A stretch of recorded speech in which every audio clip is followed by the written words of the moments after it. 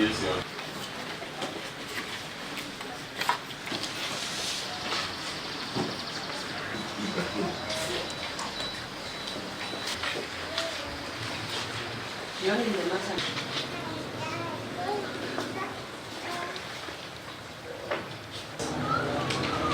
Big chat.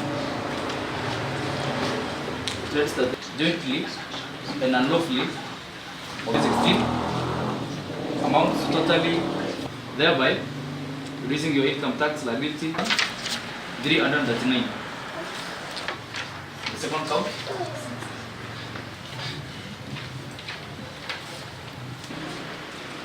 Amounts totally, jointly and lawfully omitted your income tax liability by 6 million and 4.